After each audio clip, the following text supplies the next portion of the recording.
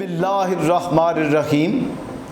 نحمدہ و نصلی علی رسولہ الکریم و علی آل رحمۃ للعالمین۔ عزیز ہم وطن اور محترم لوگوں،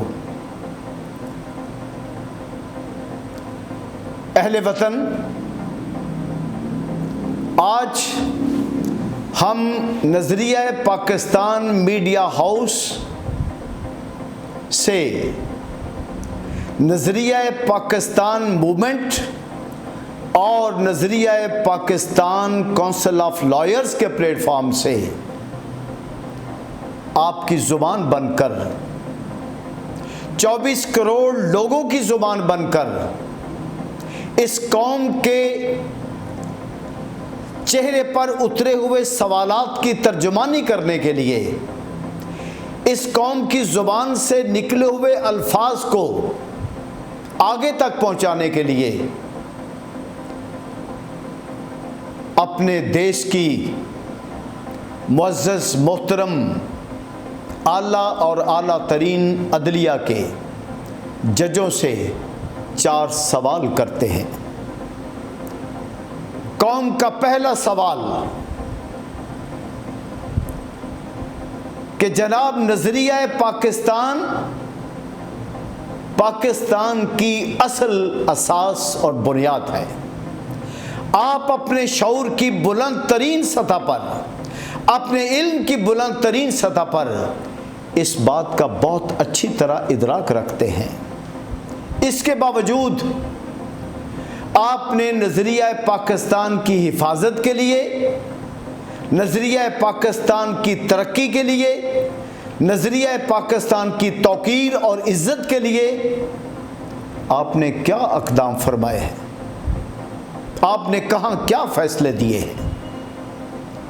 اور نظریہ پاکستان کے مخالفوں کے خلاف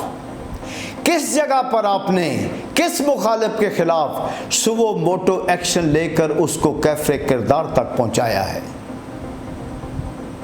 تاکہ جس نظریے پر پاکستان کی بنیادیں قائم ہیں، جس نظریے پر پاکستان کی عمارت بلند ہوئی ہے، اس نظریے کی حفاظت کر کے اس پاکستان کو بابا قوم قائد اعظم محمد علی جناح کا پاکستان بنا دیا جائے۔ قوم کا دوسرا سوال، عدالت عالیہ میں بھرتی ہونے والے جج صاحبان کے جو نام آتے ہیں، ان کے پیچھے، سب کے پیچھے نہیں لیکن ان کی اکثریت کے پیچھے سیاسی طاقت، سیاسی قوت کار فرما ہوتی ہے،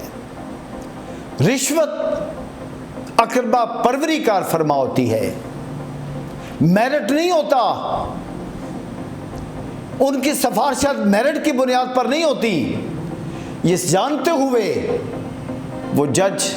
جب عدالت عالیہ کے جج اپوائنٹ ہو جاتے ہیں تو یہ قوم حیران ہوتی ہے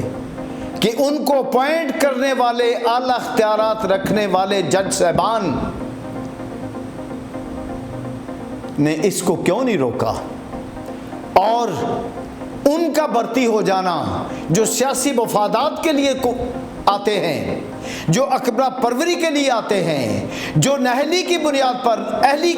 جو اہلیت کی بنیاد پر نہیں آتے بلکہ سفارشات کی بنیاد پر آتے ہیں، انصاف کے تابوت میں ایک کیل ٹھوکنا ہے جناب والا۔ اور آپ نے 74 سالوں میں اس بات کو کہاں کہاں کس مقام پر روکا ہے، اور حال ہی میں یہ منظر دیکھنے میں آیا ہے کہ وہ لوگ بھی ہائی کورٹ کا جج اپوائنٹ ہو گئے جنہوں نے کبھی ہائی کورٹ میں ایک کیس بھی آ کے کانٹیسٹ نہیں کیا، اور حال ہی میں قوم نے دیکھا ہے، اور حال ہی میں یہ منظر قوم نے دیکھا ہے کہ कुछ जज साहबान अपनी अहलियत की बुनियाद पर, अपने मेरिट की बुनियाद पर, अपनी काबिलियत की बुनियाद पर हाई कोर्ट के जज अपॉइंट नहीं हुए। कौम सवाल करती है कि आपके बाख्तियार होते हुए ऐसा क्यों हुआ है। कौम का तीसरा सवाल जनाब वाला, आप जब आला और आला तरीन जज साहबान की कुर्सियों पर जलवा अफरोज होते हैं तो सब लोग बमाए हम बुकला साहबान के आपके सामने जाके सर को झुकाते हैं, माय लॉर्ड कहकर बुलाते हैं, इज्जत माब कहकर बुलाते हैं, योर ऑनर कहकर बुलाते हैं। और ऐसा क्यों होता है कि कभी कभी कौम के कानों में आपके वो रिमार्क्स गूंजने लगते हैं कि जो किसी अदारे के एक फर्द की गलती की बुनियाद पर, एक फर्द के गुनाह की बुनियाद पर पूरे अदारे की तजलील, तौहीन और तज़हीक हो रही होती है, जिससे रियासत को नुकसान पहुंचता है, किसी का फ़ायदा नहीं होता और ना ही आपकी शान बुलंद होती है। तो क्या एक इस्लामी ममलकत के काजी का ये रवैया दुरुस्त है कि अदारों की तौहीन की जाए और पेश होने वालों की तजलील हो जाए? जनाब वाला, माय लॉर्ड, कौम का चौथा सवाल ये है कि आपने 74 ईयर्स में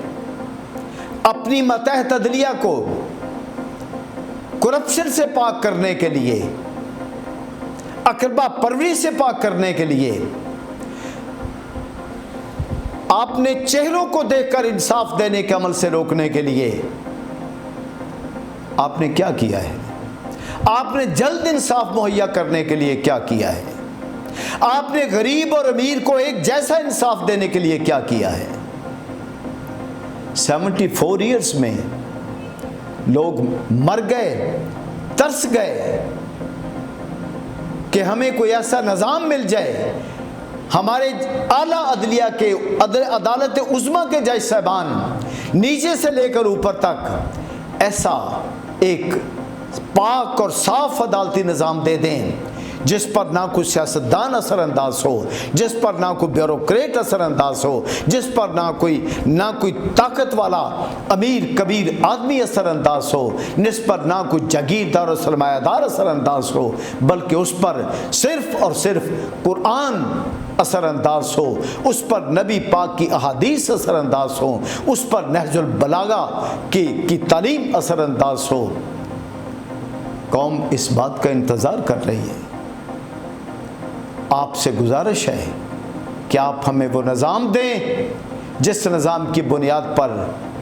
पाकिस्तान दुनिया के अजीम तरीन मुल्क बने, पाकिस्तान दुनिया का मजबूत तरीन मुल्क बने और पाकिस्तान की कौम अजीम तरीन मुल्क बने।